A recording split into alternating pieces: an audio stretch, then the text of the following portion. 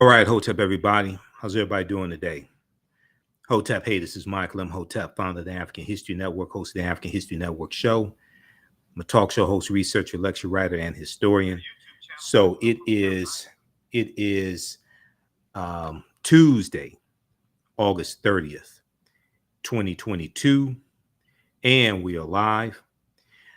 So I want to come on and deal with this topic here, dealing with 1619 and August 20th, 1619. Because August 20th, 2022 was the 403rd year anniversary of August 20th, 1619, when 20 and odd Africans were brought into Point Comfort in Virginia. And they were on the White Lion pirate ship. And this is, this in history marks the first presence of Africans who were captives in what would become the 13 British colonies, which would later become the United States of America. So I was going to talk about this on our Sunday show, the African History Network show, our Sunday, August 28th show, but we had so much information and we were dealing with the Joe Biden student loan forgiveness program. We were dealing with that a lot. And I did not get a chance to talk about this commemoration and this history, this 403rd year commemoration and this history. So we're going to talk about that on today's show. Also, I'm going to let you know about our new 8-week online history classes starting up in the month of September. Ancient Kemet, the Moors, and the Ma'afa, understanding the transatlantic slave trade, what they didn't teach you in school. We have class number 1 starting up on Thursday, September 8th. It'll be 7 p.m. to 9 p.m. Eastern Standard Time. And then we have on Tuesday, September 13th, we have From the Civil War to the Civil Rights Movement and Black Power, 1865 to 1968. So we have information about that at our website, TheAFricanHistoryNetwork.com, TheAfricanHistoryNetwork.com. So we'll give you some information about that on today's show also, and talk about some of the information in the class. This here dealing with 1619, we deal with this in the class as well. Okay, now, unfortunately, most of what we know about August 20th, 1619 is false. Most of what we know about August 20th, 1619 is false. So we're going to dispel some of those myths as well. Okay. And when we deal with the transatlantic slave trade, it's also important to understand that African people were in the land that we call the United States of America and in the Americas for tens of thousands of years. So, we know we come to this land at least 51,700 years ago. These were the Khoisan. They're the ancestors of the Ainu and the Twa. You know, this was our land stolen from us. We were here before. Even in the land we call the United States of America, we were here even before Native Americans came into existence. Okay, we'll talk some about that as well. All right, so there's a good article from history.com. History.com is the official website of the History Channel, and it deals with first enslaved. Let's see, this goes right here. August 20th, 1619. First enslaved Africans arrive in Jamestown, setting the stage for slavery in North America. First enslaved Africans arrive in Jamestown, setting the stage for slavery in North America. Okay, now also it's important to note that the Spanish were taking Africans into the territory we call South Carolina, in the Georgia-South Carolina territory in 1526. This is 93 years before 1619. So this is why, even though there's some good information in the 1619 project, and Nicole Hannah-Jones headed that up, the 1619 project from the New York Times, there's really some historical flaws, and there's too much emphasis on the year 1619 when we should also be looking at prior to 1619 as well. Okay, so on August 20th, 1619, 20 and odd Angolans, 20 and odd Africans, kidnapped by the Portuguese, arrived in the British colony of Virginia and are then bought by English colonists. Okay, now they come in on the White Lion pirate ship. These were English pirate ships that are going to capture these Africans. They hijack the Portuguese pirate. They hijacked the Portuguese slave ship, which was named the San Juan Batista. They hijacked this Portuguese slave ship and take these Africans into Point Comfort in what is Hampton, Virginia. It wasn't Jamestown, it was Hampton, Virginia. All right, now the arrival of the enslaved Africans in the New World marks a beginning of 2.5 centuries of slavery in North America. 2.5 centuries of slavery in North America. Founded at Jamestown in 1607, the Virginia colony was home to about 700 people by 1619. Home to about 700 people by 1619. Okay. Now, let me do my disclaimer here, because some of this information I'm going to share with you, you probably have not heard before. So I may say some things that are outside the circumference of your own awareness. Just because you never heard them before, disagree with them, or don't like them, does not mean that they are not true. It just means you have to do some research to understand what it is I'm talking about. Okay. Because one of the things that a lot of people don't understand is that in 1619, you did not have codified slave laws in any of the 13 British colonies. Okay, in 1619, you did not have codified slave laws in any of the what are going to become the 13 British colonies. Okay, you have indentured servitude, but you don't have codified slave laws. The first colony to have codified slave laws is going to be Maryland in 1641, right about 1641. It's going to be the colony of Maryland. Okay, so this whole thing, one of the things that's really important to understand, I know people like to talk about, oh, you know, it's been racism since we first got here. We were enslaved since we first got here, all this stuff since we first got here, things like this. One, we didn't first get here in 1619, number one, in this land we call the United States of America, or what was also called Turtle Island, Turtle, what was also called Turtle Island. We didn't first come here in 1619, number one. Number two, codified slave laws did not exist. Three, slavery evolves in these 13 British colonies over time. It didn't exist when these 29 Africans first arrived. Slavery evolved over time. Okay, these colonies really weren't designed. They really weren't founded to have slavery, because if they were founded to have slavery, they would have had it prior to this, because they already were dealing with slavery in England. Okay, they already were involved in the transatlantic slave trade in England going back to 1562 and Sir John Hawkins. So if they wanted to have it in the 13 British colonies, they would have already had it. All right, so the first enslaved Africans to arrive in Virginia disembarked at Point Comfort. Disembarked at Point Comfort in what is today known as Fort Monroe. Fort Monroe at Point Comfort. Back at this time in 1619, it was actually Hampton, Virginia, not Jamestown, Virginia. Most of their names, as well as the exact number who remained at Point Comfort, have been lost to history, but much is known about their journey. Much is known about their journey. Okay, and I want to pull up. I want to see if I could pull up a.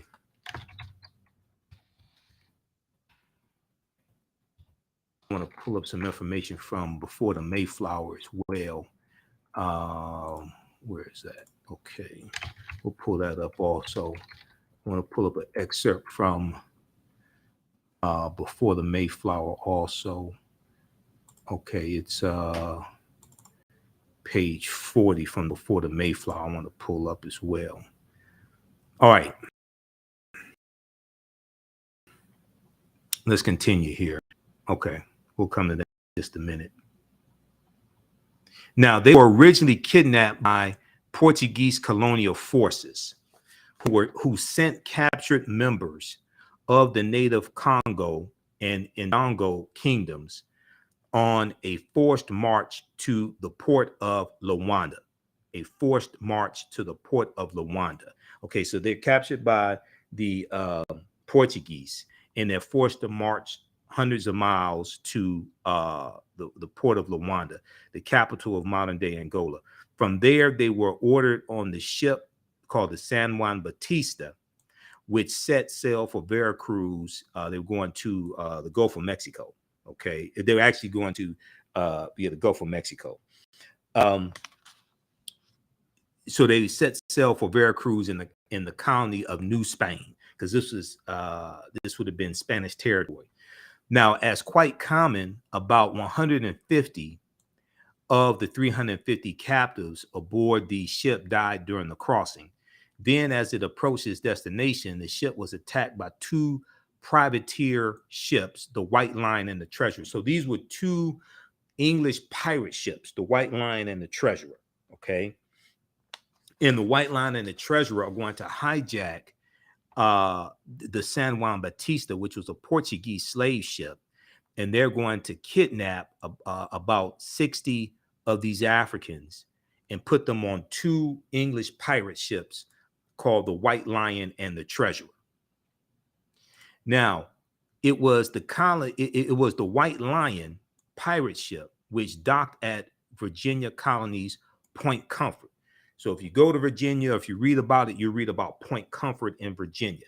And at the time, that was in Hampton, Virginia. Okay. And they traded some of the prisoners for food, water, supplies, things like this on August 20th, 1619. August 20th, 1619. At this time, codified slave laws don't exist in any of the 13 colonies. Okay. It's important for people to understand this, because the way the history actually evolves, the way the history actually happens is different than we think the history actually happens. Okay. For instance, if we look at this right here, this is from page 40, Before the Mayflower by Lerone Bennett Jr. And then if you take my online history classes, we have a new class starting up Thursday, September 8th. Okay, 2022, 7 p.m. Eastern Standard Time. Ancient Kemet, the Moors, and the Ma'afa, Understanding the Transatlantic Slave Trade, what they didn't teach you in school. We break down a lot of this information, go deep into it. Okay, so we'll give you the information so you can register for the class. If we look at this here, and I don't know how well you can see this, but this is from page 40 of Before the Mayflower by Lerone Bennett Jr. He says, of all, let's see, we can blow this up some.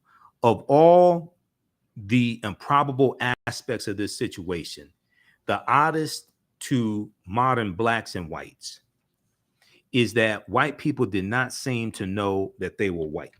White people did not seem to know that they were white. I'm just trying to see if I can blow this up for you. I thought I had this. I want to check another source for this. I thought I had this in a PDF when I scanned it. I have to check. But what he's talking about here is, this is chapter 2 of Before the Mayflower by Lerone Bennett Jr. And what he's talking about is when these in the early 1600s, when Europeans come to this land, okay, the term white, in generally speaking, was not used for Europeans. They were called Christians or called English or Englishmen, okay? And African people were not referred to as Negro or Negroes. They were referred to as Moors, Blackamoors, Nagars, and Nagars in the early 1600s in these British colonies, okay? So if we look at this here, let's see here, okay. He says that of all the improbable aspects of this situation, the oddest to modern blacks and whites is that white people did not seem to know that they were white. It also appears from surviving evidence that the first white colonists had no concept of themselves as white. The legal documents identified whites as Englishmen and or Christians, Christians. The word white, with its burden of arrogance and biological pride, developed late in the 1600s or the 17th century, as a direct result of slavery and the organized debasement of blacks. The same point can be made from the other side of the line. For a long time in colonial America, there was no legal name to focus white anxiety. For a long time in colonial America, there was no legal name to focus white anxiety. The first blacks were called blackamoors, Moors, Negers, Negers, and Negars, Negars. The word Negro, a Spanish and Portuguese term for black, did not come into general use in Virginia until the latter part of the century. So in 1619, when those Africans are coming in, when those Africans being brought in, they weren't even calling them Negro. They're calling them Moors, blackamoors. They may use the term African, but they weren't even calling them Negro, which is a Spanish and Portuguese term. All right, so it's important to understand this. Now, if we look here at, let's go back to this article here, because I have a few different articles to show you. All right, how's everybody doing? Share this broadcast on your social media platforms. Invite your friends to tune in. All right, let's see here. Okay, let's go back to this one here from history.com.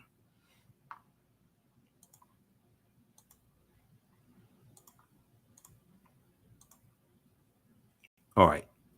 So scholars note that the arrivals were technically sold as indentured servants. Scholars note that so they're talking about these 29 Africans from Angola were technically sold as indentured servants, and they were believed to be the Kimbundu speaking Africans of present day Angola. Okay, would have been the kingdom of Ndongo, Ndongo. Indentured servants agreed, or in many cases were forced to work with no pay for a set amount of time, often to pay off a debt, and could legally expect to become free at the end of the contract. Many Europeans who arrived in the Americas came as indentured servants. Okay, so they'll work for 5 to 7 years. They'd be free. They would be given tools, many cases land, sometimes money, different things like this. Okay, they would learn a skill. They become an apprentice, learn a skill during that 5 to 7 years, something like that. Okay, despite this classification and records which indicate that some of them did eventually obtain their freedom, it is clear that the Africans arriving at Point Comfort in 1619 were forced into servitude, and that they fit the Universal Declaration of Human Rights definition of enslaved peoples. Even though chattel slavery didn't exist in 1619 in the 13 colonies, codified slave laws did not exist. This whole thing is going to evolve. And what's going to happen is there's going to be a lack of white indentured servants, and they're going to turn to start enslaving Africans more. The arrival at Point Comfort marked a new chapter in the history of the transatlantic slave trade, which goes back, the transatlantic slave trade goes back to 1441 and Anton Gonzalez going into modern day Mauritania and capturing 12 Africans and taking them back to Portugal. That's the beginning of the transatlantic slave trade. Now, the beginning of the transatlantic slave trade, it's important to understand this, and we go through and break this down in my online classes starting up Thursday, September 8th. Ancient Kemet, the Moors, and the Ma'afa, understanding the transatlantic slave trade, what they didn't teach you in school. To understand the transatlantic slave trade beginning in the 1440s, you have to deal with hundreds of years of history of the Africans known as the Moors, who are in Europe and conquer portions of Europe. And they go in 711 AD led by General Tariq ibn Ziyad, and they're going to conquer portions of the Iberian Peninsula, what today is known as Spain and Portugal. Okay, and they go all throughout Europe, and they're going to Africanize to various extents Europe. They're also going to intermix into the European population and intermix into the European bloodline and change the complexion of a lot of Europeans as well. Okay, so the arrival at Point Comfort marked a new chapter in the history of the transatlantic slave trade, which began in the early 1500s and continued into the mid 1800s. Okay, so the transatlantic slave trade goes back to the mid 1400s. It didn't start in the early 1500s. Now you will see some maps that start the transatlantic slave trade about 1518, and that deals with King Charles V, also known as King Charles I of Spain, signing the Asiento de Negros. And the Asiento de Negros was a license that the Spanish crown gave to slave trading nations, and gave to other nations and slave traders to provide African slaves in the Spanish colonies. Okay, that's the Asiento de Negros. So some sources that you look at dealing with the transatlantic slave trade, they will start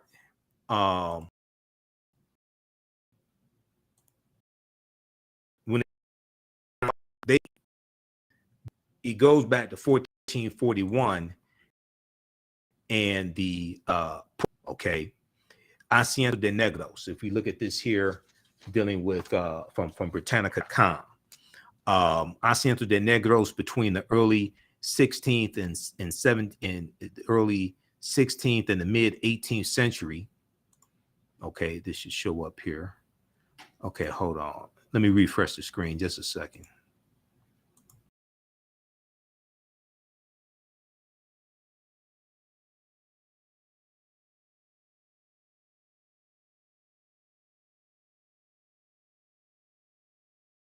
Okay, so when I change the screen, it should show up. Stand by.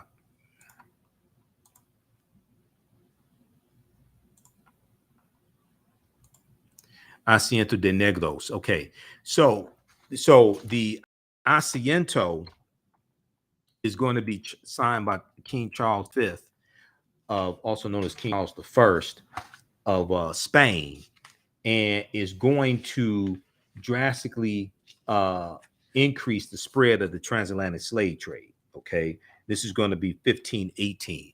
Asiento de Negros between the 16th and mid 18th century, an agreement between the Spanish crown, private person, or another sovereign power, like another country, by which the latter was granted a monopoly applying African slaves for the Spanish colonies in the Americas. So and what the Asiento does is they capture these Africans and they take them directly to the destination, as opposed to stopping in Spain first and then going to their final destination. So it speeds up the delivery of African captives. It speeds up that delivery, and it causes the transatlantic slave trade to really spread. Okay, so how many people have never heard of the Asiento de Negros before? Now, the contractor, the asentista, the contractor, agreed to pay a certain amount of money to the Spanish crown for the monopoly, and to deliver a stipulated number, and to deliver a stipulated number of male and female slaves for sale in the American markets. The first such contractor was a Genoese company that in 1517 agreed to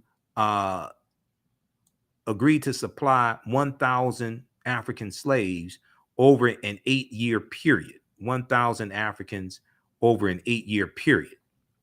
In 1528, an agreement was reached with a German firm to supply 4,000 Africans.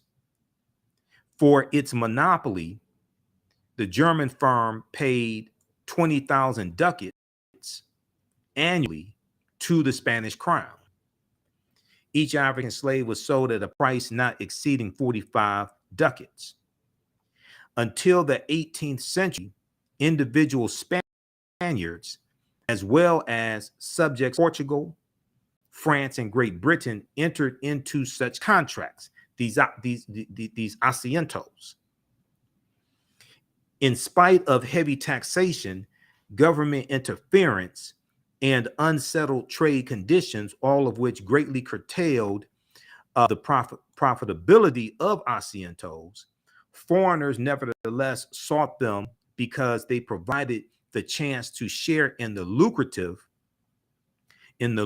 Spanish-American trade, and especially to acquire some of the gold and silver bullion produced by the slave trade, and to acquire some of the gold and silver bullion produced by you're talking about the African slave trade.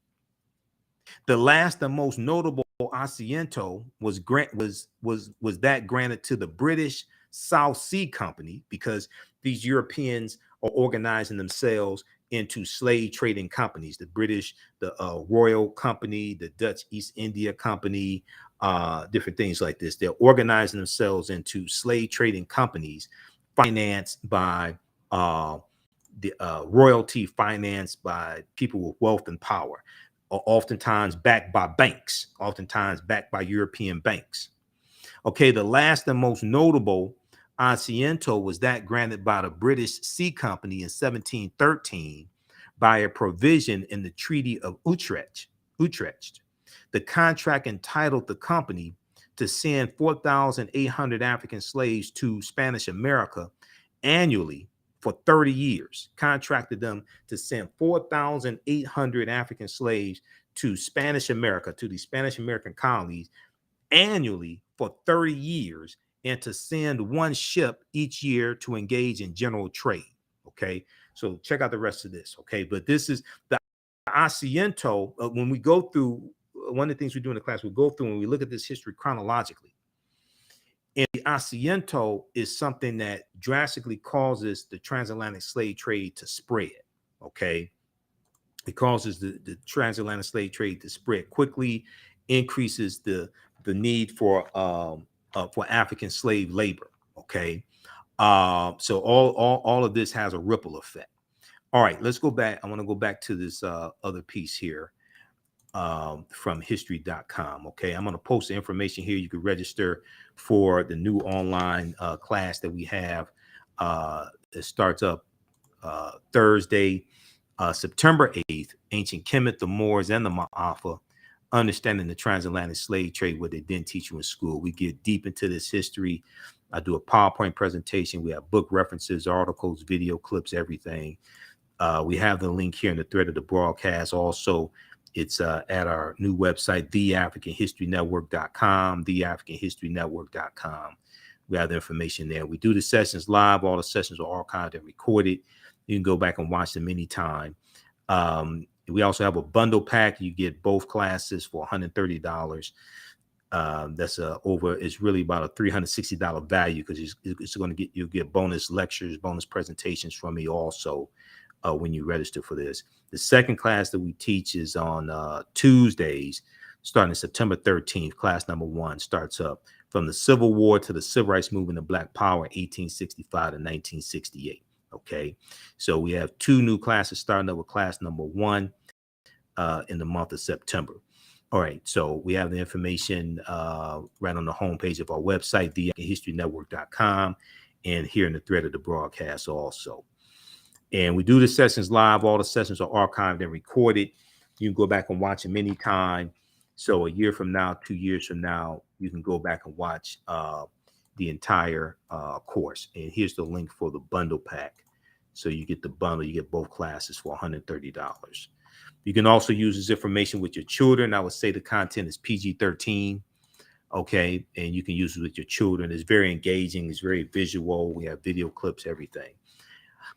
Okay, so the arrival at Point Comfort marked a new chapter in the history of the transatlantic slave trade, which didn't begin in the early 1500s. It goes back to 1441. It's important for us to understand that, and continued in the mid 1800s.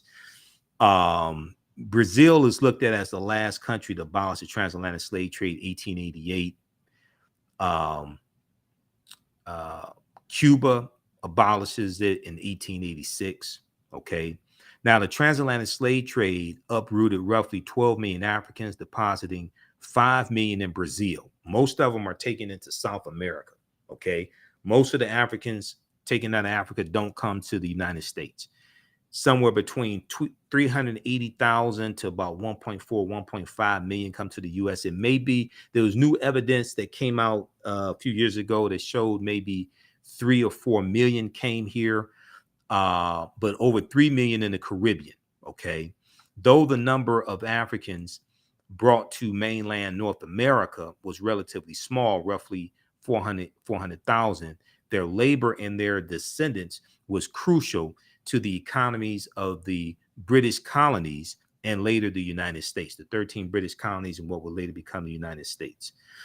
2 of the Africans who arrived aboard the White Lion pirate ship, Antonio and Isabella, became servants, quote unquote, servants of Captain William Tucker, commander of Point Comfort. Now, their son, who was known as William was born in 1624. Okay, their son William is the first known African child to have been born in America from emanating from that group that came in 1619 and afterwards. He's the first known African child born in those 13 British colonies. He was born in 1624. And under the law of the time, he was born a free man. Under the law of the time, he was born a free man because chattel slavery did not exist at this time in 1619. Okay, so you know, you being enslaved for perpetuity and your children being born into slavery, things like this, 1619, that doesn't exist. So William's born a free man. Now, in the coming decades, however, slavery became codified. In the coming decades, however, slavery became codified, which means written into law. Now,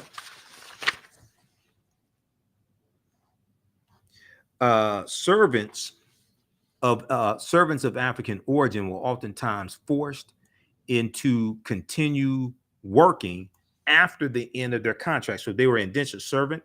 Okay, they were oftentimes forced to stay in that status after their contract ended. And in 1640, a Virginia court sentenced a rebellious servant named John Punch to lifetime slavery. With fewer indentured servants arriving from England,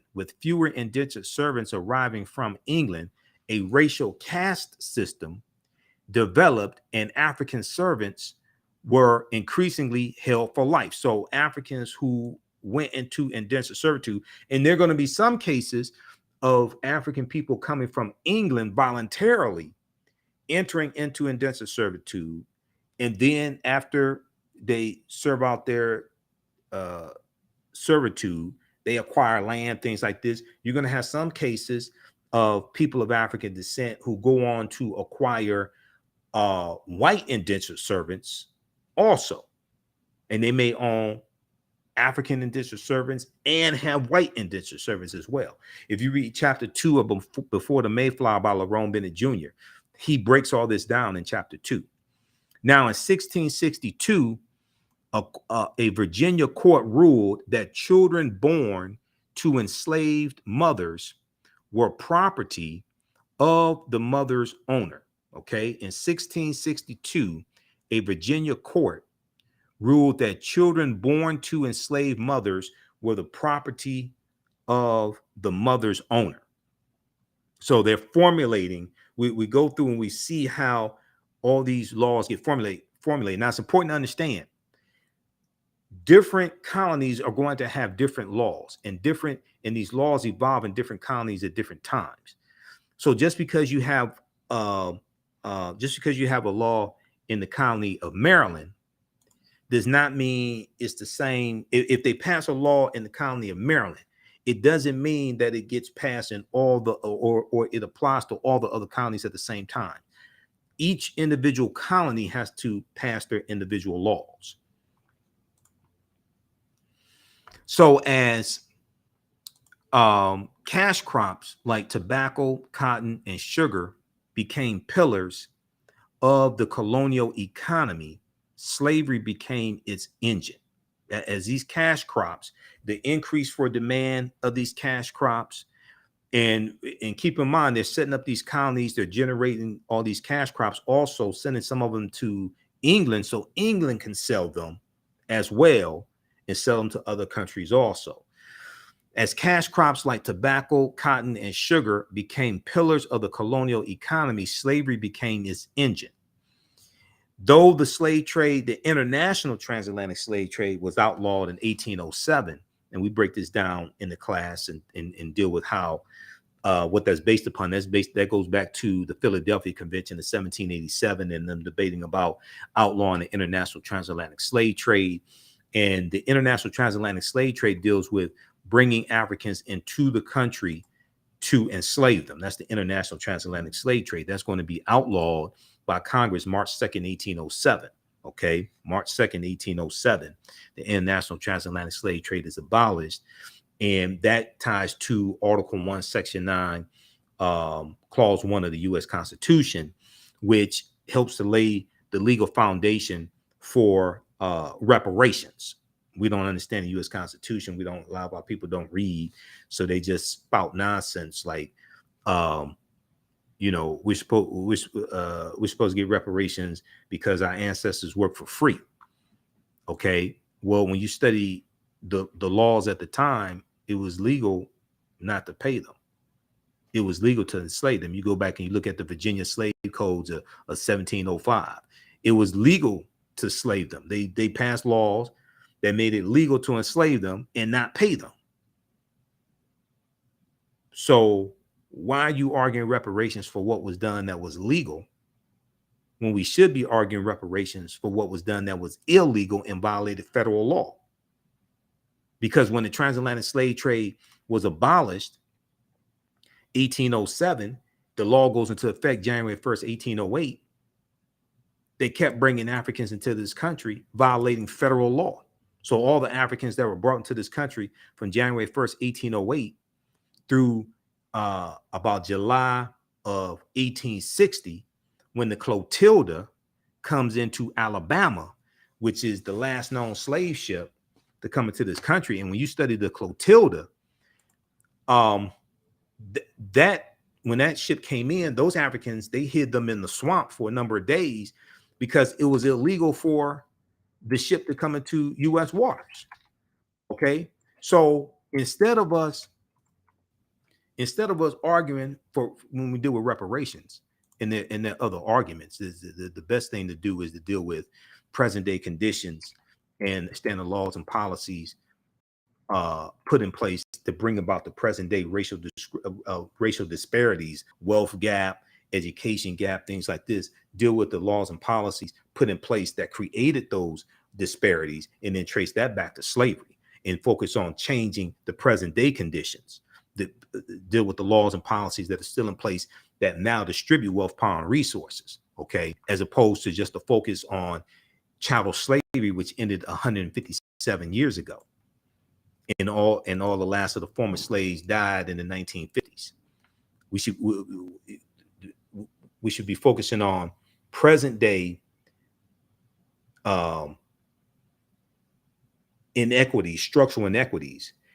Deal with the laws and policies that created those structural inequities that bring us to where we are today, and then trace that back to slavery, as opposed to just keep talking about slavery. You have to make the connection between slavery, laws, and policies that are still in existence today that continue to do us harm, that continue to inflict harm on us today. Read about the Clotilda.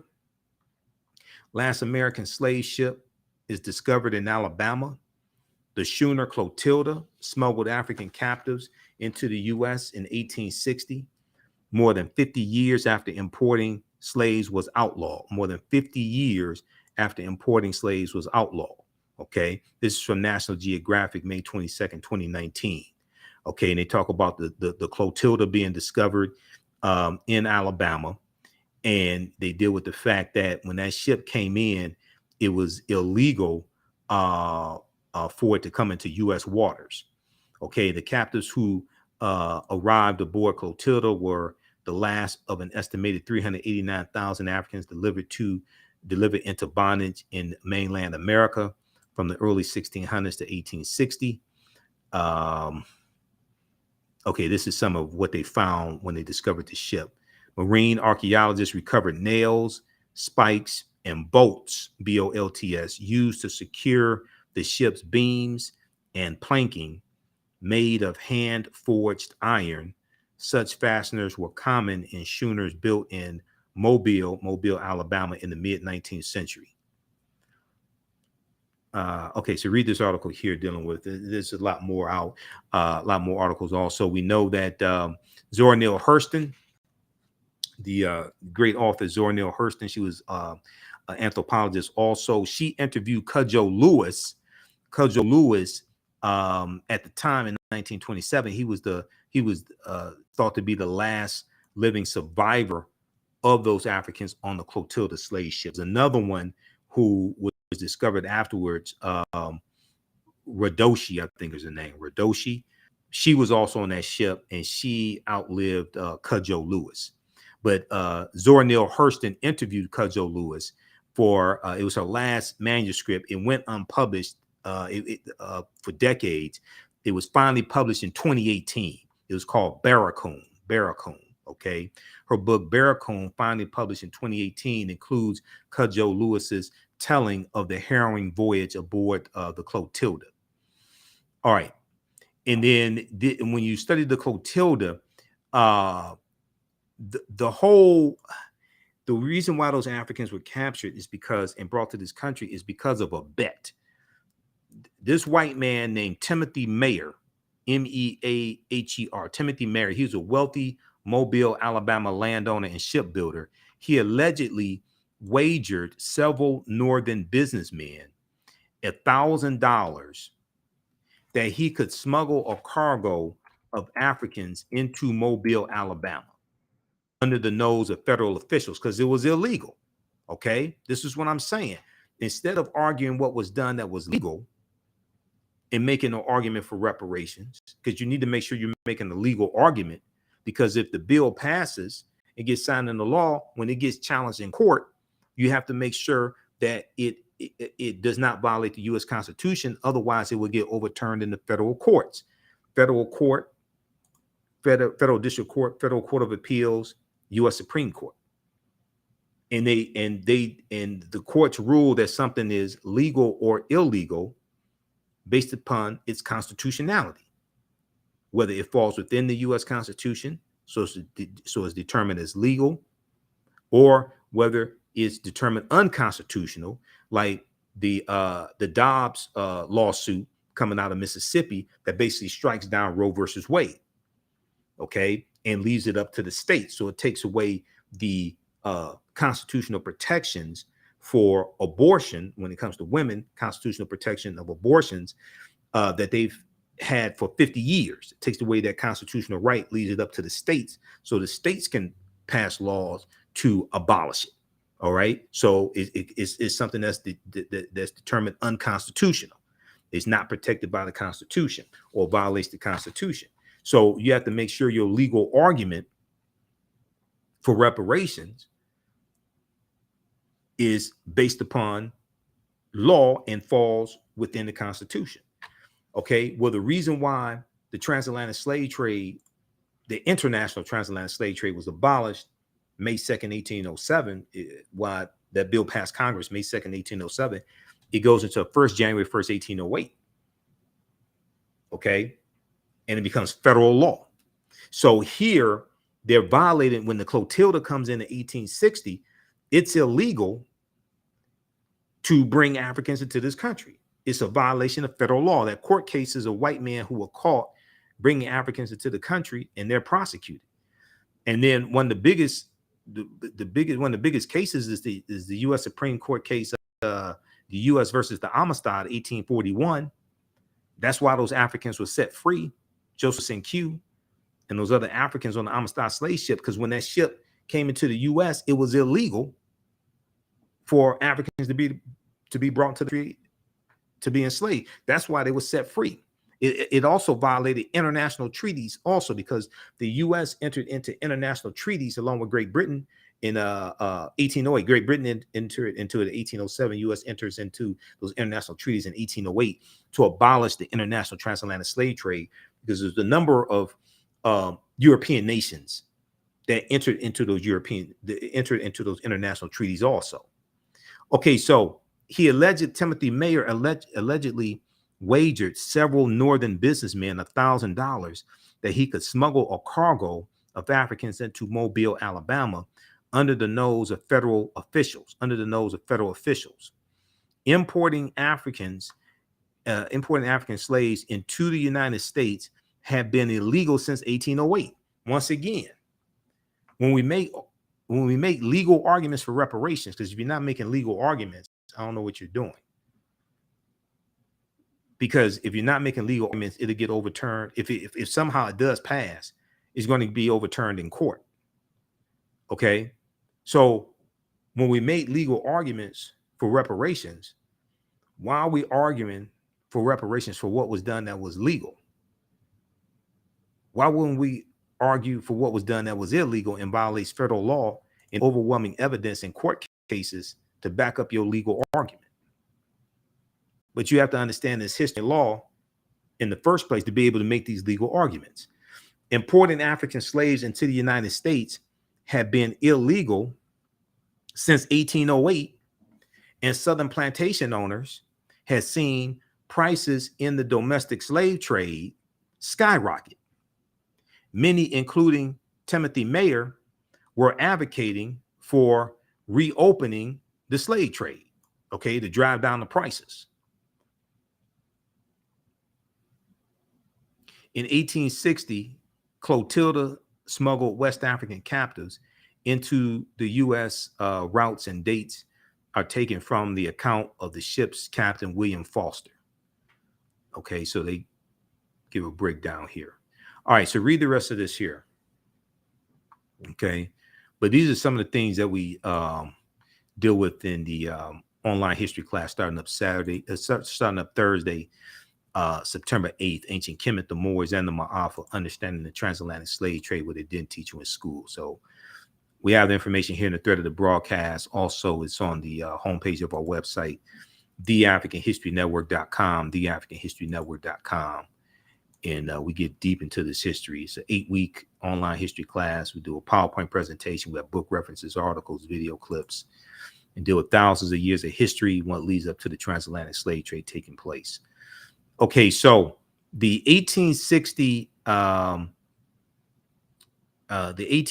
census found that there were more than 3,953,760 enslaved African people in the United States, making up roughly 13% of the total population. This is in 1860.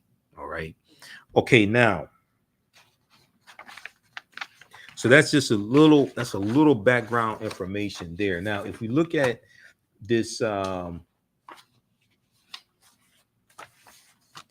we look at this piece here, there was one from USA Today I want to pick up right quick.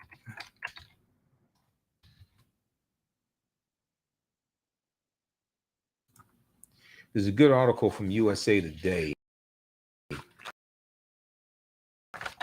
that did.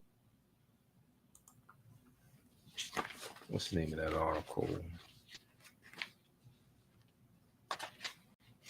1619, 400 years ago. This one right here.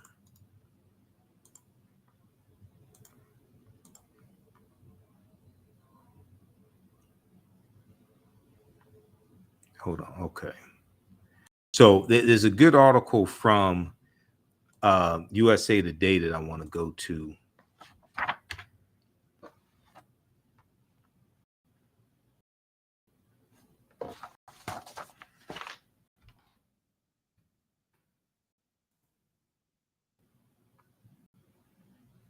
Let me close out these ads.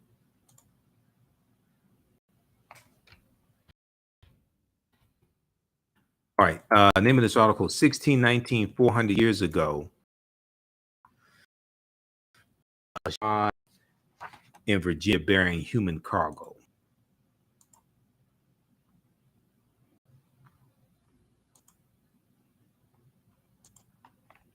Okay, 1619, 400 years ago, a ship arrived bearing human cargo. This is from February 8th, 2019. February 8th, 2019. This article came out. And if we look at this here briefly, the part I want to go to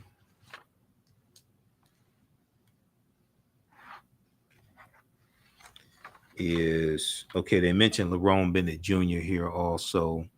They talk about the San Juan Batista, the pirate ship. There were 147 Africans on board, docked near what is now Veracruz, Mexico.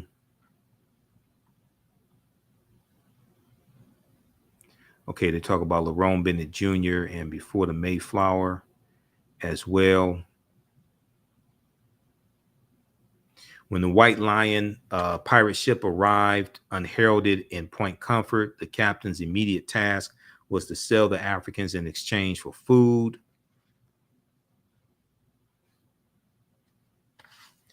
There was a part in here.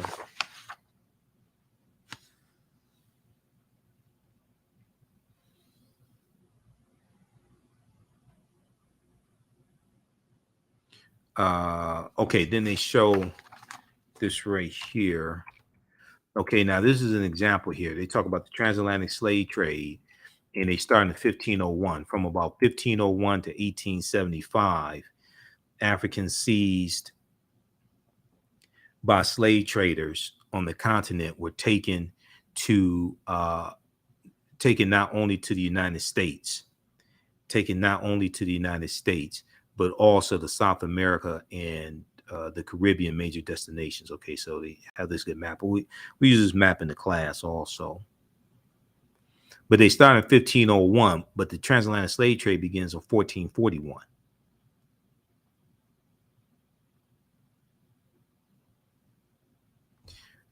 All right, now there's a part I wanted to look for here. Is it in this one? Okay, but this gives some good background history also.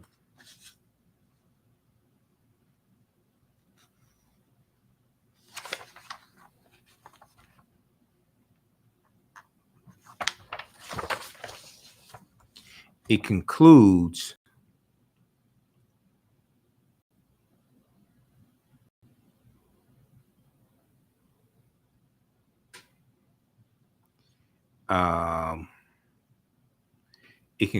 with 1705.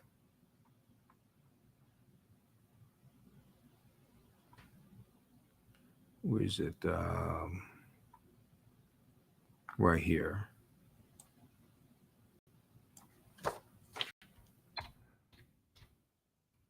By 1705, any ambiguity about the status of blacks, free, indentured, enslaved, was clarified by a series of so-called racial integrity laws that institutionalized white supremacy. We see this in Virginia in 1705, the Virginia slave codes.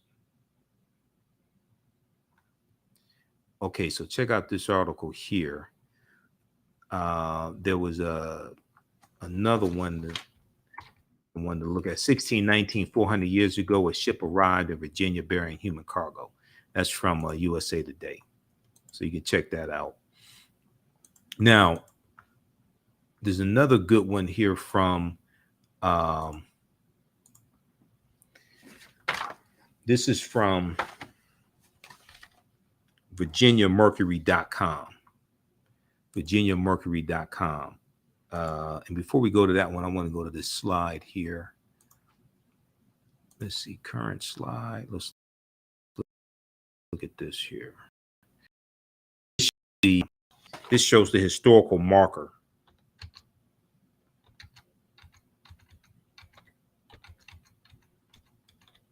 It shows the historical marker that's at Point Comfort in Virginia.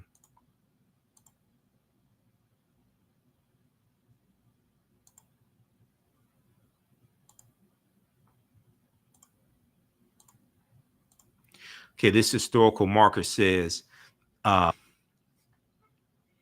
this deals with the first Africans in Virginia. It says the first documented Africans in Virginia. And you know what? This is actually in the article that I'm looking at. It'll probably be larger if we show it to you. We could just show it to you in the article. Here we go. Let's look at it in the article. It'll be easier to see.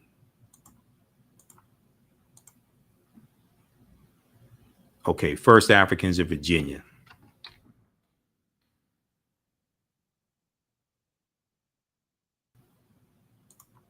The first documented Africans in Virginia arrived here in August 1619 on the White Lion, Lion, the White Lion, an English privateer based in the Netherlands.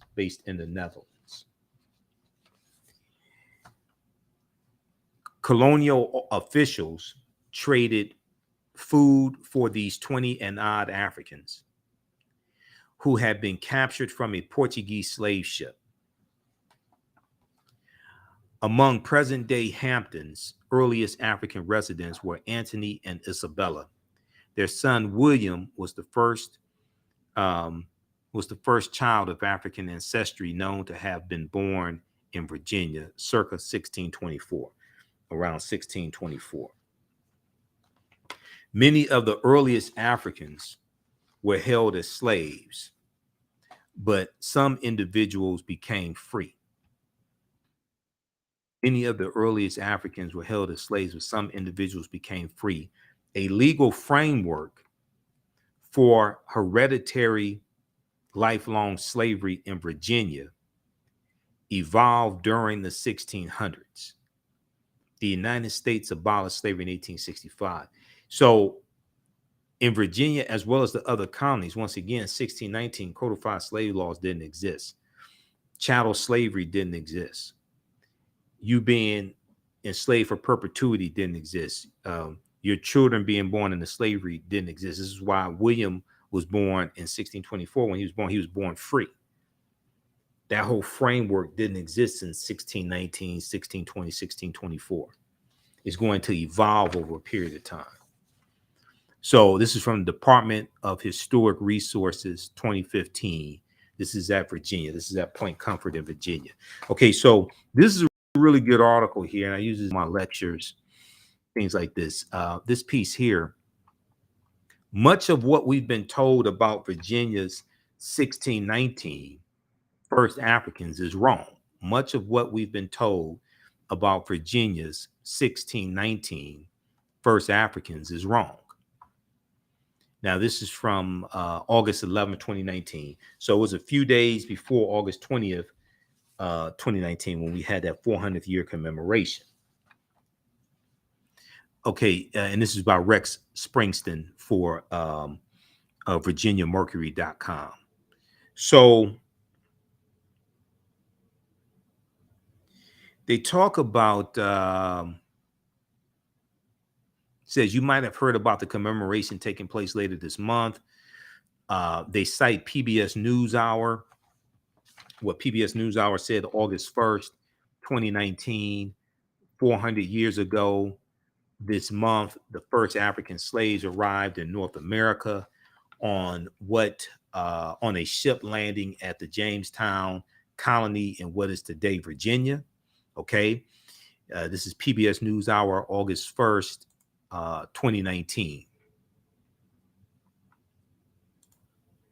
Now that 1619 event, and then now the BBC July 31st, 2019 said that 1619 event, quote, the first documented arrival of enslaved Africans in an area that would go on to become part of the United States. That's how the BBC phrased it. The trader-in-chief, Benedict Donald Trump, speaking July 30th, 2019 in Jamestown, Virginia, he said, quote, it was the beginning of a barbaric trade of human lives. Okay, I'm sure somebody wrote that for him because he doesn't talk like that. Well, okay, so it so the article goes on to say, well, no, historians say the barbaric institution of slavery surely damaged millions of Black lives or African lives, but those first did not happen. And the ship bearing those 1619 African captives did not arrive at Jamestown, It was Hampton, Virginia. And the African arrivals, and the African arrivals were slaves, not indentured servants, and so on. Okay, now it's disputed because codified slave laws did not exist in 1619. So based upon the laws in Virginia, they weren't slaves. They were put into indentured servitude. I've looked at numerous sources on this, by the way. Quote, there's a good deal of misinformation that swirls around the first Africans question and everything even vaguely relating to it, said Melvin Patrick Ely, a College of William and Mary historian.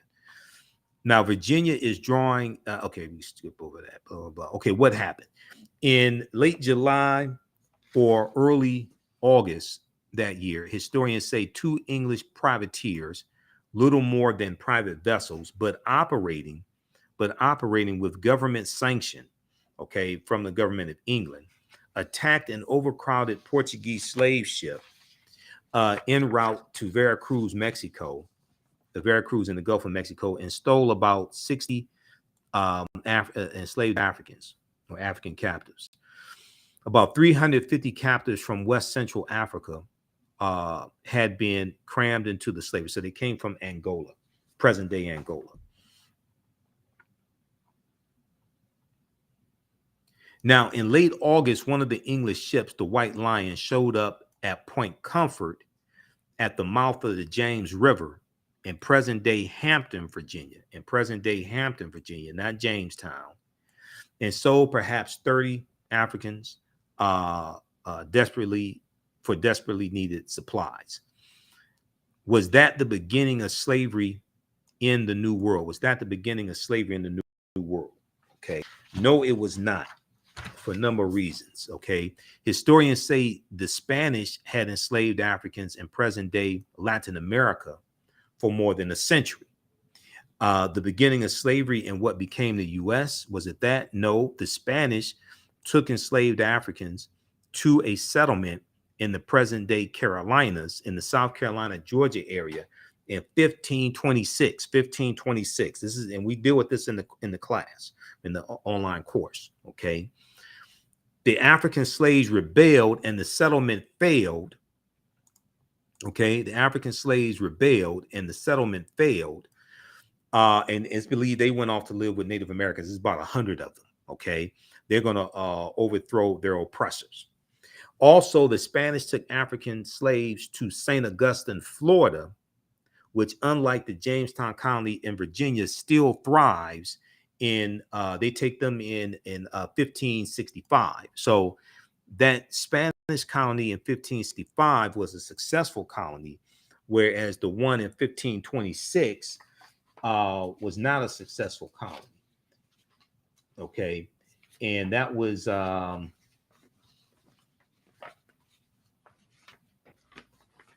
that one in 1526 Okay, there's a good article from Washington Post deals with this.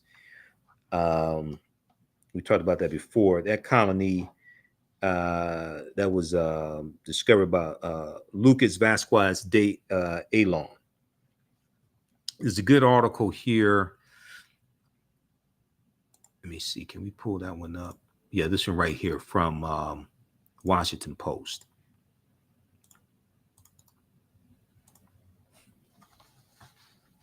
Before 1619, there was 1526. Before 1619, there was 1526. The mystery of the first enslaved Africans and what came to the United States. Okay. Spanish explorers brought 100 African slaves to a doomed settlement, in South Carolina or Georgia. Within weeks, the subjugated revolted, then vanished. So it's important to understand that the Spanish are the second ones involved in the transatlantic slave trade. The Portuguese are the first ones. And when the Spanish are conquering the African Moors and the Moors are surrendering, and you have Boabdil that surrenders January 2nd, 1492, their last stronghold, Granada. And they're expelling some of the Moors out of Spain. Others are being captured and put into slavery and sent into Spanish colonies. Okay. So we see all this history comes together. But the Spanish are going to be here in the land we call the United States of America. The Spanish are going to be here before the British, okay?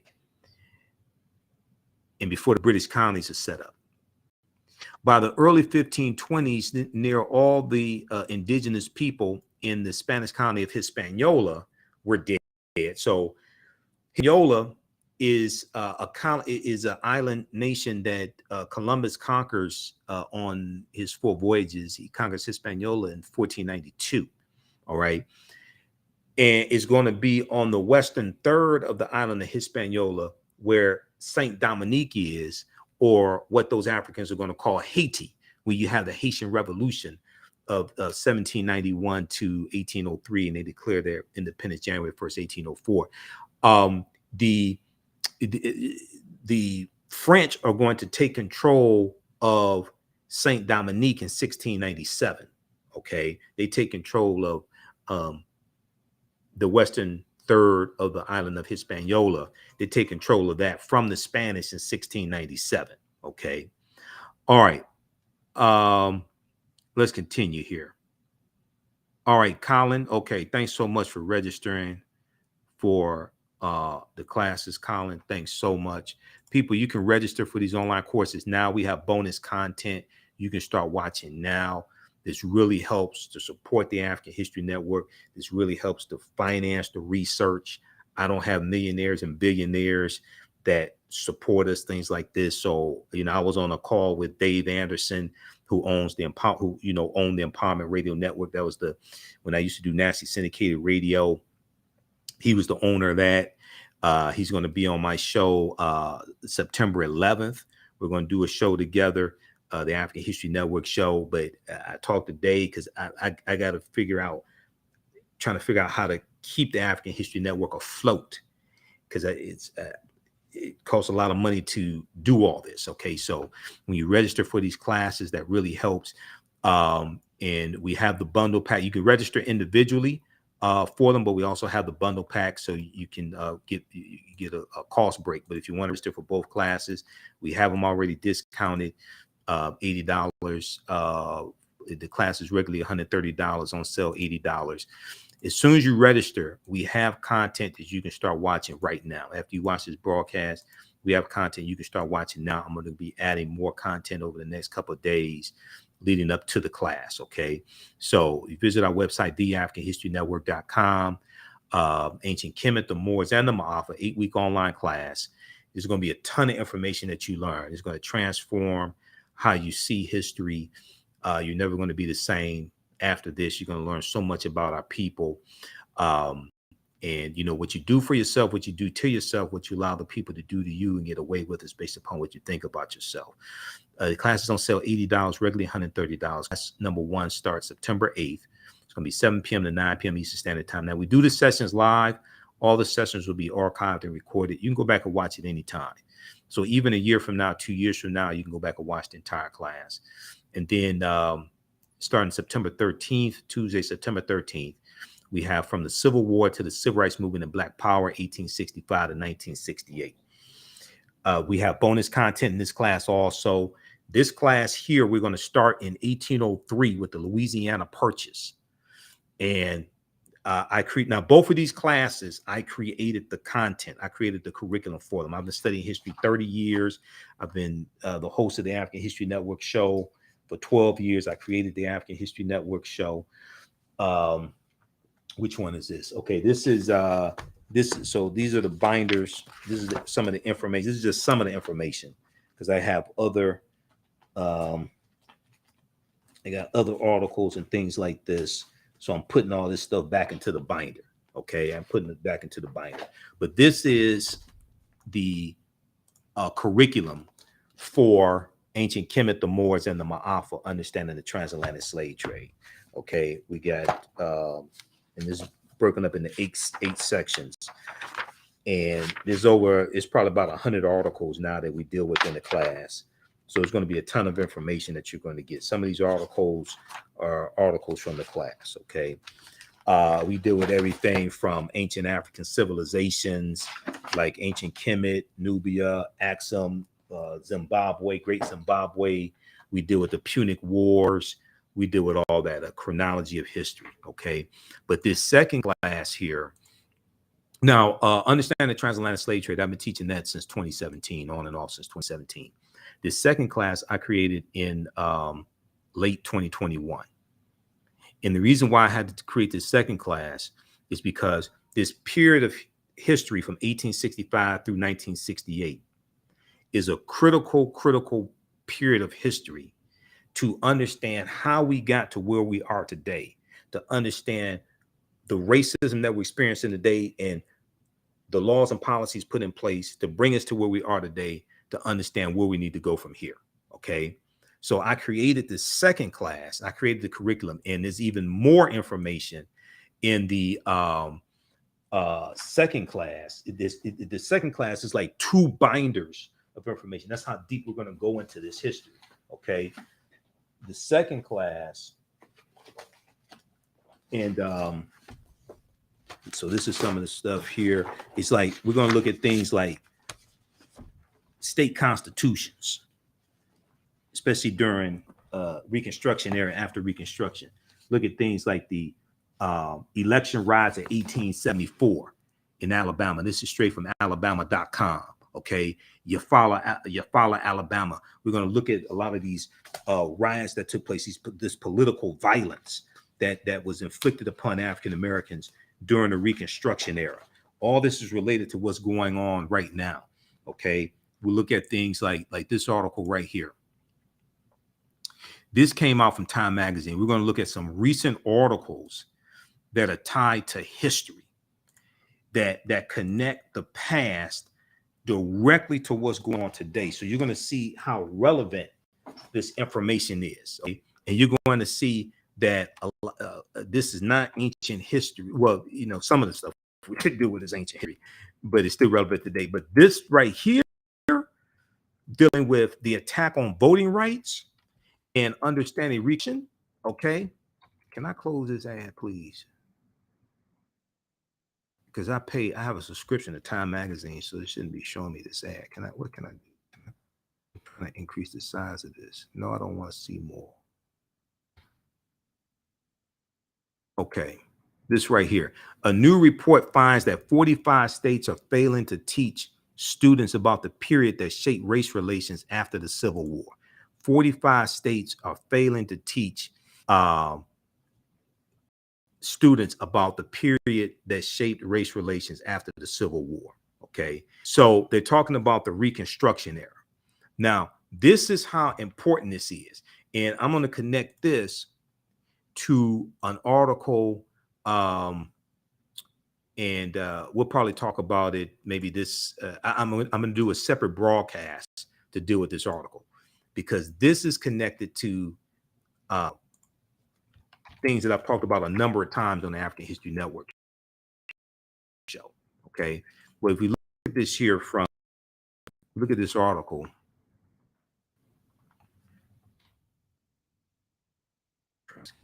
Hold up this ad. Okay, hold on. Let me try to rest the screen.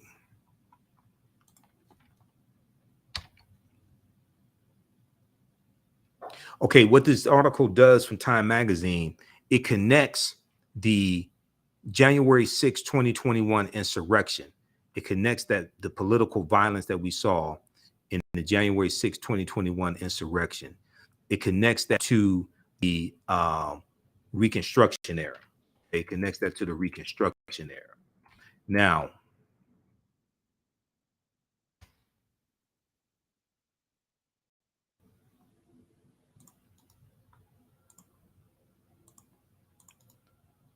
trying to refresh the screen. Let's open this up again.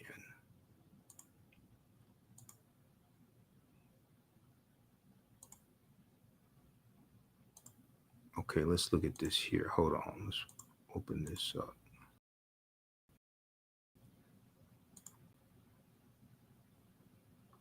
Okay. All right. New report finds that 45 states are failing to teach students the period of relations after the Civil War. Okay, if we look at this, this is from January 12th, 2022. So it was a year and 6 days after the January 6th, 2021 insurrection. It says in the aftermath,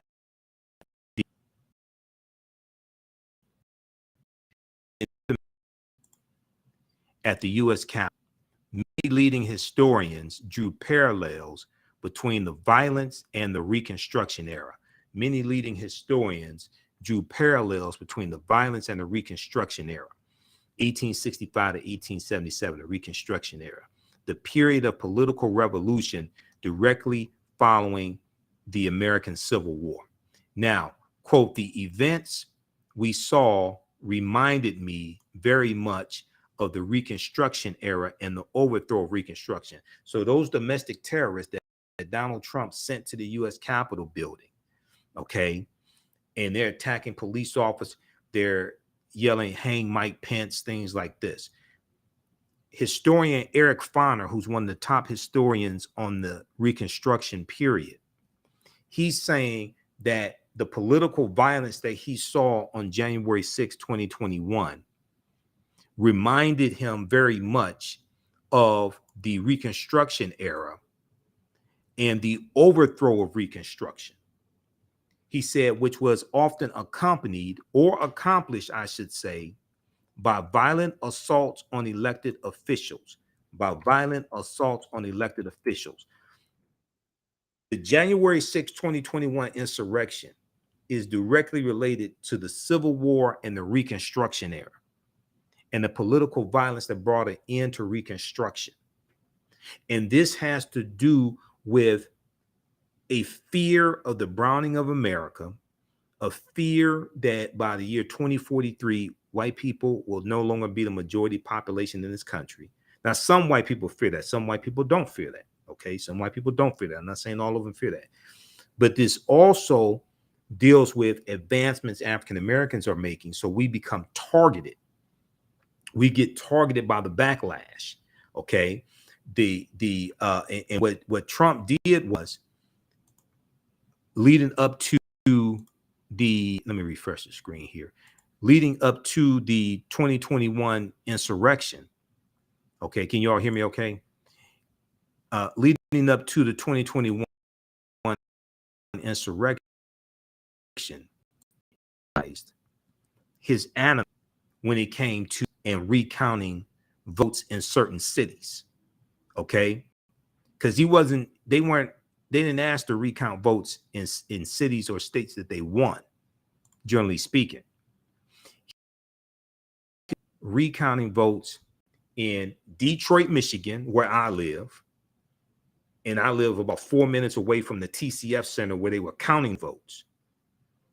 So I saw when the police had Woodward Avenue, which is the main street, they had Woodward Avenue blocked off because Trump supporters were out there, and they were causing problems. They were outside of the TCF Center. Some of them trying to get into the TCF Center to stop the count or see what's going on, things like that. He targeted Detroit, Atlanta, Georgia, Milwaukee, Wisconsin, and Philadelphia, Pennsylvania. And these are 4 cities that have high African-American populations. And he was saying they were cheating. He was calling for recounting of the votes. And Atlanta, it was in Fulton County, I think it was. They paid for a recount of the vote, and there was some other paid for a recount of the vote, things like this. They wanted to recount in Arizona. Biden picked up votes in Arizona after the recount. Okay, he racialized this. He targeted Lady Ruby. He targeted Ruby Freeman and her daughter Shay, who were poll workers. He targeted them in phone calls and in the call he had with Governor Brad Raffensperger, Secretary of State Raffensperger of Georgia. He targeted them in those calls. Rudy Giuliani targeted them as well. Said they were passing a flash drive to one another, and it was a ginger mint that Shay passed to her mother. Okay, so they get terrorized, right? So Trump, this goes back to what we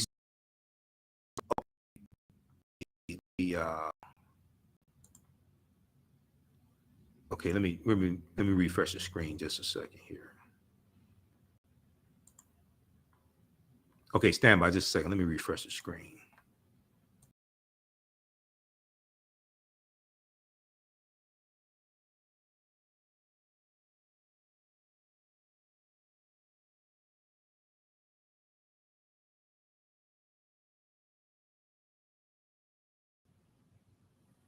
All right, we're back.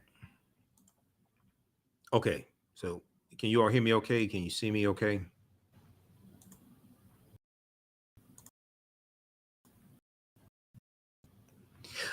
So Eric Foner is the author. So Eric Foner said the events we saw January 6, 2021 reminded me very much of the Reconstruction era and the overthrow of Reconstruction, which was often accompanied or accomplished, I should say, by violent assaults on elected officials,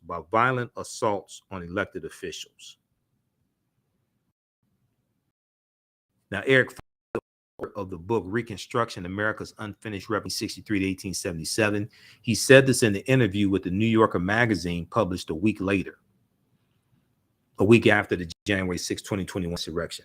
Now, scholars say studying the aftermath of the Civil War can help put in context many of the most seminal events in the U.S. in recent years, from the brutal murder of George Floyd by police in 2020, May 25th, 2020, to the voter suppression laws enacted after Black voters played a big role in helping Joe Biden and Kamala Harris be elected president and vice president in 2020. But despite the timeliness of the era in today's climate, many students in American schools will not get a full education on Reconstruction until they get to college. Many students in American schools will not get a full education on Reconstruction until they get to college. Problem is, many of them are not going to go to college. So when are they going to learn that history? And what's important for people to understand is that the policies that you support and who you vote for political office has a lot to do with your understanding of politics and your understanding of history.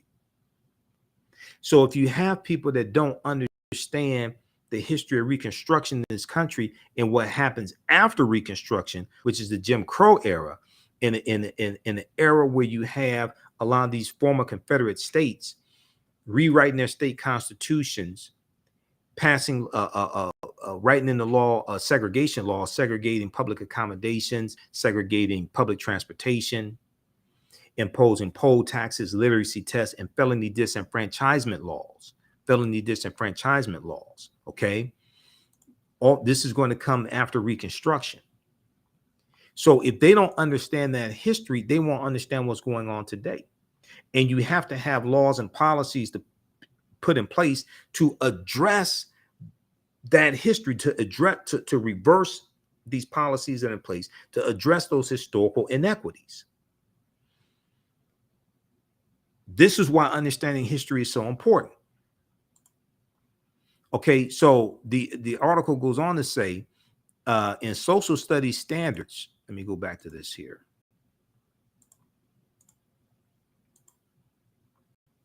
In social studies standards, 45 out of 50 states and the District of Columbia, discussion on Reconstruction is partial or non-existent.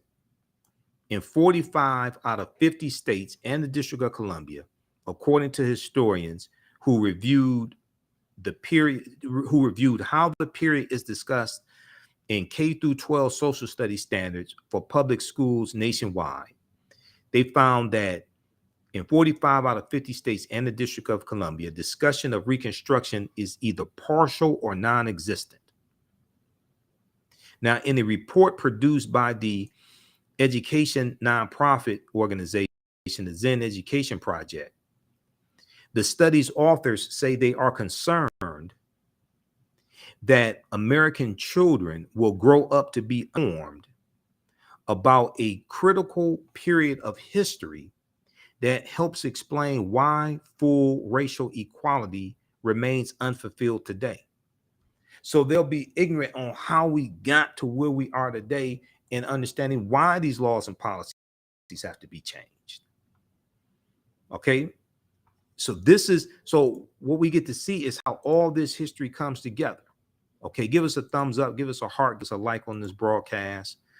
Once again, you can register for these online classes. We have them starting up Thursday, September 8th, 7 p.m. Eastern Standard Time. Ancient Kemet, the Moors, and the Ma'afa.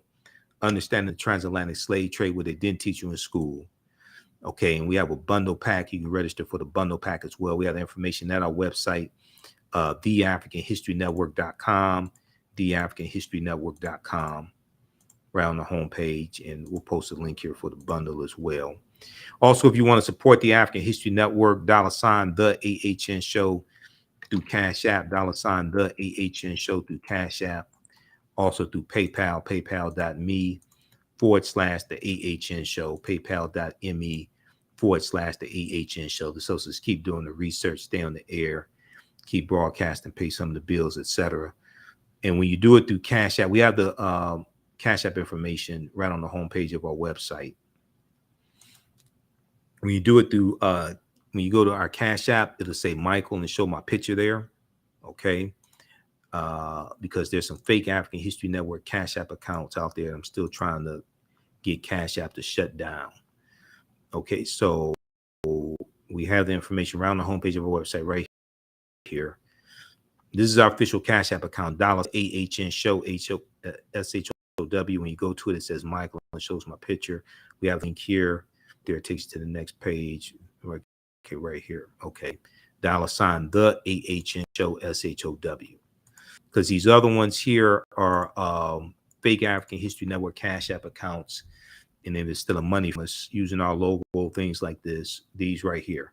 This one here is $ the AHN SHO. This one here is $ the AHNS. But then in their name, they put our tag $ the AHN SHOW. There, that's a fake account. This one right here did the same thing and used our logo. This is a fake account. So it's about 5 of them I've identified that are fake. They've been stealing money from us. Okay, so this is our only Cash App account. That's why I have the link here and takes you directly to it and it has the barcode. Okay. All right. This is the type of stuff I have to deal with. All the work I do, this is the type of stuff I have to deal with. All right. Okay, let's continue. So now this article right here, this deals with something that we talk about a lot in the second class, from the Civil War to the Civil Rights Movement and Black Power, 1865 to 1968. Now this came out, I want you to see how relevant and timely this is. This article came out August 26, 2022. August 26, 2022. Okay. This is from theguardian.com. And there are a few other articles out about this story as well. Mississippi's Jim Crow era felony voting law is constitutional, federal court rules. Mississippi's Jim Crow era felony voting law is constitutional, federal court rules. Law passed here. Law passed in 1890 was tailored to exclude the Negro, but appeals court says tweaks in 20th century, quote, cleansed discriminatory taint, end quote. This goes back to the Mississippi State Convention of 1890, where they rewrote the Mississippi State Constitution to impose poll taxes and literacy tests and felony disenfranchisement to suppress the African-American vote, in a state where African-Americans were the majority of the population. Okay. And what Mississippi did in 1890 became the Mississippi Plan. And it was copied by other Southern states. Okay. The why you needed a Voting Rights Act of 1965 to strike down these laws that these former Confederate states put in place to get around the 15th Amendment. The reason why you needed a Voting Rights Act of 1965 is because of what happened in Mississippi in 1890. It's directly related. And most of our people don't understand this history. Okay. So if we look at this here briefly, there's an article by Sam Levine for theguardian.com. A Jim Crow era provision of the Mississippi State Constitution. It was section 241 of the Mississippi State Constitution. It was designed to disenfranchise African-American voters. Is a Jim Crow era provision of the Mississippi Constitution designed to disenfranchise Black voters is constitutional, a federal appellate court ruled on Wednesday. Okay, so this was last week, Wednesday. That would have been Wednesday, August 24th. The case deals with the provision of the Mississippi State Constitution, section 241, that lays out specific crimes that cause its citizens to be permanently, to cause its citizens to permanently lose the right to vote. This deals with felony disenfranchisement. And if you get convicted of a felony, you can't vote.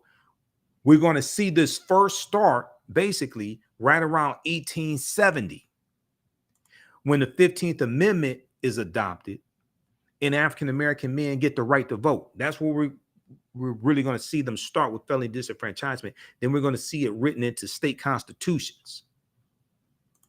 And this is designed to suppress the African-American vote.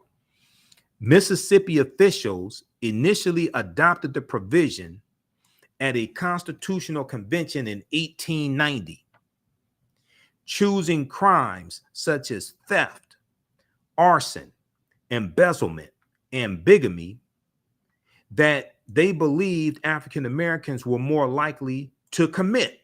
This is another strategy to get around the 15th Amendment of the U.S. Constitution that guaranteed the right to vote to African American men, because women don't get the right to vote until the 19th Amendment of 1920. Quote, we came here to exclude the Negro. We are to exclude the Negro, said the convention's president. Nothing short of this will answer. Now, the convention's president, his name was Solomon Saladin Calhoun, and he was a white county judge. We're going to come to that in just a minute here. A majority of judges on the U.S. Court of Appeals for the Fifth Circuit did not dispute that the original provision was racist and unconstitutional, but they said Mississippi had since cleansed the provision of its discriminatory taint. They said Mississippi has since cleansed the provision of its discriminatory taint by tweaking the provision twice in the 20th century, last century, the 1900s. Voters removed burglary from the list of disfranchising crimes in 1950, okay, in 1950, and they added murder and rape to the list in 1968. Now, if you've been convicted of a crime, what does that have to do with your right to vote? Because if you work, you still have to pay taxes. Think about this. If you've been convicted of a crime and you served your debt to society, you did your time in prison, you come out, you come out of you go through the halfway house, you're off probation, all that stuff, right? Now, if you have a job and you make over a certain amount of money each year, you have to pay federal taxes. So what does you being an ex-felon have to do with you losing your right to vote? You can't vote. You got to pay taxes. Why can't you vote? Isn't that taxation without representation? You have to pay taxes and can't vote.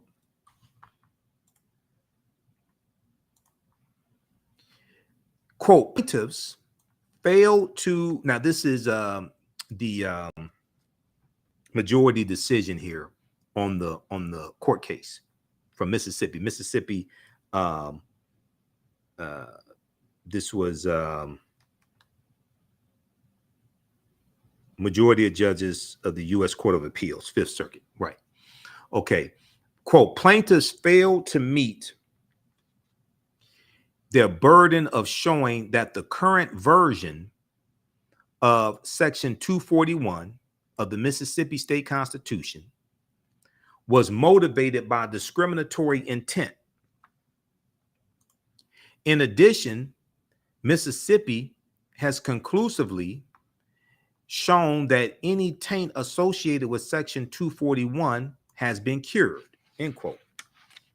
Now, a majority of justices for the Fifth Circuit, one of the most conservative one of the most conservative benches in the U.S., they wrote this in an opinion. This was the majority opinion. Now, the challengers in the case have said they plan to appeal the ruling to the Supreme Court, which is a 6-3 conservative Supreme Court. We'll see what happens there. Roland Martin also talked about this on his show. It was Monday. He talked about this on the show Monday, August 29th. Now, the decision will allow Mississippi to continue to enforce an extremely harsh policy when it comes to voting rights. When it comes to voting rights for those with certain felony convictions. 10% of the state of Mississippi voting age, the state of Mississippi's voting age population, the highest rate in the country, cannot vote because of a felony conviction, according to an estimate from the Sentencing Project, which is the criminal justice nonprofit. 10% of Mississippi's voting age population cannot vote because they have a felony. What does having a felony have to do with you voting, because if you get a job, you're going to have to pay federal taxes and state taxes and city. So if you have to pay taxes, why can't you vote? Now, this includes 16% of the black voting age population. Okay, 16% of the African-American voting age population in Mississippi cannot vote because they have a felony. Now, the vast majority of people disenfranchised in the state have completed their criminal sentence. And the way they have the law written is that it makes it so hard for you to get your voting rights back in Mississippi. Okay, so read the rest of this piece here. Now, this is directly related to the Voting Rights Act of 1965, which did not give the right to vote to African Americans. That's a misunderstanding of the Voting Rights Act of 1965. It did not give the right to vote. What it did was it protected the right to vote, and it made illegal obstructions to the 15th Amendment, the poll taxes, the literacy tests, the property ownership requirement, all those things. It made all that illegal. Okay, that these southern states were doing, these former Confederate states, it made all that illegal. It did not give African Americans the right to vote. African Americans could already vote. And when you look at those laws in those former Confederate states, their laws did not say African Americans could not vote. They just had other obstacles in the way of you voting. The Voting Rights Act of 1965 made all that stuff illegal. And then it also put federal oversight on those states and territories that had a history of putting obstacles in the way of African Americans voting. So if they wanted to make any changes to locations of polling places, they wanted to make any changes to how many weeks you can have early voting, things like this, they had to get oversight from a federal judge. Okay, they had to get oversight from a federal judge. So this is what the 1965 Voting Rights Act did. We look at this article here from history.com. And these are some of the things we look at in the second class, from the Civil War to the Civil Rights Movement and Black Power, 1865 to 1968, because we go through and look at all this history chronologically to better understand what's going on today, to understand where we need to go from here, understand laws and policies, things like this, how they have impacted us, so we understand what needs to take place, what we need to fight for.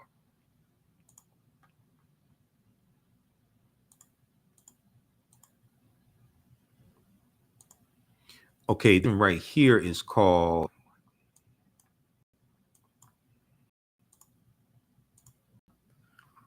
this one right here is called When Did African Americans Actually Get the Right to Vote?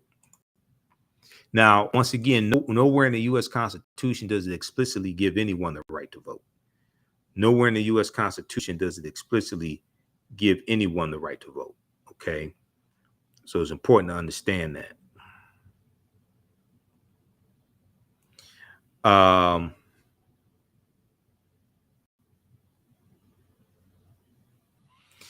In the immediate aftermath of the Civil War, we skip over some of this. Black Americans gained full rights citizenship. Okay, Reconstruction, presidential Reconstruction, and black codes. Okay, there were Lincoln. Radical Republicans in Congress were outraged, arguing that black codes went a long way toward establishing slavery in all but name. Early in 1866, Congress passed the Civil Rights Bill. So there was as I explained to people, and especially in the courses, civil rights did not start in 1955 with the Montgomery bus boycott, or 1964 with the Civil Rights Act of 64. Civil rights goes back to 1865 and 1866. You have the Civil Rights Act, or the Civil Rights Bill of 1866, which laid the foundation for the 14th Amendment of 1868. Okay, so early in 1866, Congress passed the Civil Rights Bill, which aimed to build on the 13th Amendment and give Black Americans the rights of citizens. When President Andrew Johnson vetoed the bill on the basis of opposing federal action on behalf of formerly enslaved people, because he was from the South, he was from Tennessee, he was sympathetic to the former slave owners. He was actually a Democrat who the Republicans got to run on the ticket with Lincoln in 1860, for president. Congress overrode his veto, marking the first time. What is this here? Hold on. Let me close this out. Okay. Congress overrode his veto, marking the first time in the nation's history that a major legislation became law over a presidential veto. Okay, so they deal with the 14th and 15th Amendments, 14th Amendment, 1868, 15th Amendment of 1870. Okay, which granted 15th Amendment 1870 which stated that voting rights could not be denied or abridged by the United States on the basis of color, by the United States on the or by any state on account of race, color, or previous condition of servitude. Because there are only two sections to the 15th Amendment. Now, Reconstruction saw biracial democracy exist in the South for the first time, though much of the power in state governments remained in white hands. Like African-American voters, African-American elected officials faced the constant threat of intimidation and violence, often at the hands of the Ku Klux Klan or white supremacist groups like the White League or the Knights of the White Camellia, things like this. Okay. Disenfranchisement, including, so while the 15th Amendment barred voting rights discrimination on the basis of race, it left the door open for states to determine the specific qualifications for suffrage. Okay, so states have a lot of control over who votes, and that goes to the 10th Amendment of the U.S. Constitution, okay, which deals with states' rights. Now, Southern state legislatures used such qualifications, including literacy tests, poll taxes, and other discriminatory practices to disenfranchise a majority of Black voters in the decades following Reconstruction. As a result, white-dominated state legislatures consolidated control and effectively reestablished Black codes in the form of so-called Jim Crow laws, a system of segregation that would remain in place for nearly a century. Okay, about the Civil Rights Act of 64, which once again strikes down Plessy versus Ferguson 1896, but on a broader basis, dealing with public accommodations. Also, it banned discriminating when it came to employment as well, based upon race or ethnicity. This 1964 Civil Rights Act, that a lot of people think that just had to do with public accommodations and sitting at white lunch counters. No, it didn't. It also dealt with economics as well. And the 1964 Civil Rights Act also created the Equal Employment Opportunity Commission, the EEOC, where we could file complaints and take action against discrimination when it came to discrimination, like on the job, things like this, or if we felt we were being discriminated against when it came to employment. Okay, now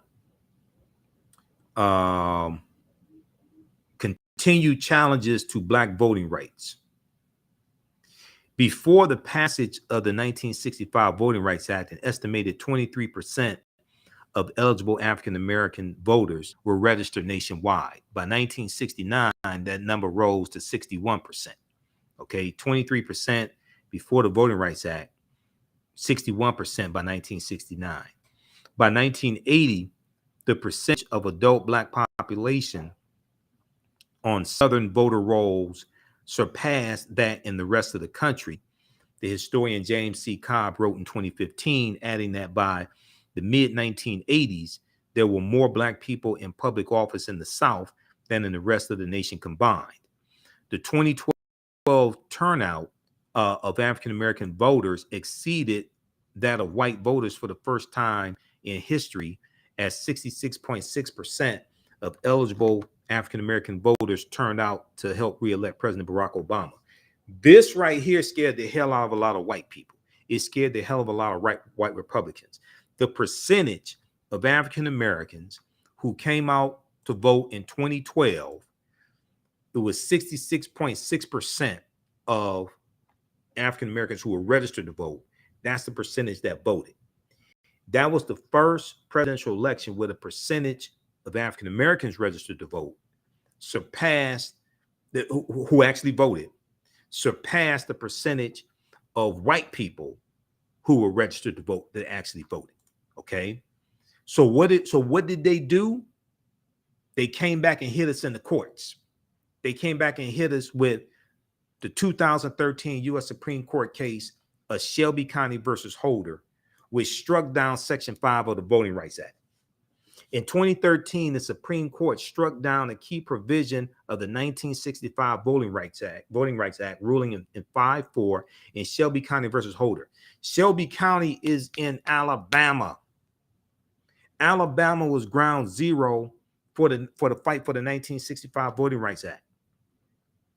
The holder, who was the defendant, was Attorney General Eric Holder. They sued the Attorney General. Ruling 5-4 in Shelby County versus Holder, that it was unconstitutional to, once again, going back to the U.S. Constitution, that's why we need to read it and understand it. It was unconstitutional to require states with a history of voter discrimination to seek federal approval before changing their election laws, because this is what the 1965 Voting Rights Act did. Section 5. This is what it did. If you wanted to make any changes to the location of polling places, or if you wanted to close down places, if you wanted to change the hours that polling places are open, if you wanted to change how many Sundays the polls would be open for souls to the poll voting, where people, especially African Americans, go to vote after church, you had to get approval from a federal judge. There was federal oversight to protect the rights of African Americans when it came to voting in states and territories that had a history of putting those obstacles in the way of us voting. Okay. Shelby County versus Holder struck that down. When you go research this, within 24 hours of that U.S. Supreme Court decision, states started passing voter suppression laws. These former Confederate states started passing voter suppression laws. They couldn't wait. They've been trying to strike down, they've been trying to weaken the Voting Rights Act for decades, because they knew they were losing power. So, and see, Republicans understand better the power of the vote than many of us do. That's why they work so hard to suppress our vote. Now, in the wake of the U.S. Supreme Court's decision, a number of states passed new restrictions on voting, including limiting early voting and requiring voters to show photo ID. This is within 24 hours of Shelby County versus Holder. They started passing these voter suppression laws, voter ID laws, things like this. Supporters argue such measures are designed to prevent voter fraud, which is almost non-existent. Widespread voter fraud doesn't exist. Widespread voter fraud doesn't exist. You have individual instances of it, and that's rare, that's minor. A lot of that are just mistakes. But even those rare, even the deliberate voter fraud, those are individuals committing deliberate voter fraud, but that's not anything significant. One, is not going to change any of the election results. Two, now, while critics say like poll taxes and literacy tests before them disproportionately affect poor, elderly, African American, Latino voters. Okay, so check out, read this article here. When did African Americans actually get the right to vote? This is from history.com, official website of the History Channel. All right, now. Okay, so how do you all like this type of information? Give us a thumbs up, give us a like. Who still needs to register for these online history classes that we have starting up with class number 1? Class number 1 starts up Thursday, September 8th, 2022, 7 p.m. Eastern Standard Time. And that's going to be Ancient Kemet, the Moors, and the Ma'afa, Understanding the Transatlantic Slave Trade, what they didn't teach you in school. And we deal with thousands of years of history and what leads up to the transatlantic slave trade taking place. This is an 8-week online course. I do a PowerPoint presentation, video clips. We have video clips, articles. We have over 50 articles in the class. It's probably, there's over 50 articles, probably about 70 articles now, something like that. The class is on sale $80, regularly $130. And you can pay by debit card, credit card. If you want to do Cash App or something like that, email us through the website and let us know. The website is TheAHNShow.com, TheAHNShow.com. You can also email us at TheAHNShow@gmail.com. Okay. So we do the sessions live. All those are archived and recorded. You can go back and watch it anytime. The second class we have starting up Tuesday, September 13th. 7 p.m. to 9 p.m. from the Civil War to the Civil Rights Movement and Black Power, 1865 to 1968. As soon as you register, there's archived content that you can start watching now. You can watch from around the world. As soon as you register, there's archived content you can start watching now. We have a bundle pack. You can register for both classes, only $130. Click here for register here for the bundle pack. We also have we posted the link here on the thread of the broadcast. If you've taken any of my online classes in the past, email me you can email me through the website or TheAHNShow@TheAfricanHistoryNetwork.com. But you can email me through the website. You get a 50% discount if you've taken any of my online classes in the past. Okay. So those are for returning students. We appreciate the returning students as well. If you want to pay full price, that's fine. We definitely appreciate that as well. Believe me. But we'll give you a 50% discount for returning students also. Okay. All right. Look, hey, we have to get out of here. Follow us on our Facebook fan page, The African History Network, The African History Network. And turn on live notifications so you know when we go live. You can also support the African History Network, $ The AHN Show through Cash App, through PayPal, paypal.me/TheAHN Show. We have the information around the homepage of our website. Listen to the African History Network show Sundays, 9 p.m. to 11 p.m. Eastern Standard Time on 9:10 a.m. Superstation WFDF. And we also broadcast on Facebook and YouTube when we're on live as well. We have audio podcasts of the shows also. You click right there on the homepage, click on listen to podcasts. We have audio podcasts there as well. Okay.